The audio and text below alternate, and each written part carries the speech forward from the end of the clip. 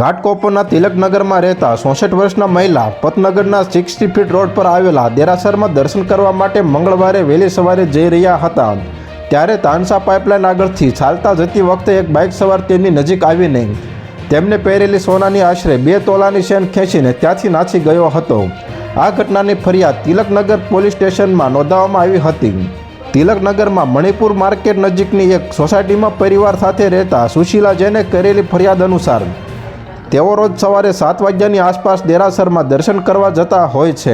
રોજિંદા ક્રમ અનુસાર 16 જાન્યુઆરીએ તેઓ સવારે 7 વાગ્યાની આસપાસ તાનસા પાઇપલાઇન રોડ થઈને મંદિરે જવા માટે નીકળ્યા હતા। ત્યારબાદ વિદ્યાવિહાર તરફ તાનસા પાઇપલાઇન રોડ પર આવેલા નીલકંઠ વિહાર બિલ્ડિંગના ગેટ પાસેથી પગપાળા ચાલીને જતા હતા ત્યારે અચાનક મોટરસાઇકલ પર આવેલો એક માણસ તેમના ગળામાંથી સોનાની ચેન ખેંચીને લોકમાન્ય તિલક ટર્મિનલ તરફ નાસી ગયો હતો। તો હાલ અત્યાર માટે આટલું જ મિત્રો, ફરી મળીએ નવી અપડેટ સાથે। તે પહેલાં વિડીયોને લાઇક કરી ગુજરાત ટોપ ન્યૂઝ ચેનલને સબસ્ક્રાઇબ કરી દેજો અને પાસે આવેલું બેલ આઇકન પણ દબાવી દેજો જેથી તમને નવી નવી ખબરો મળતી રહે।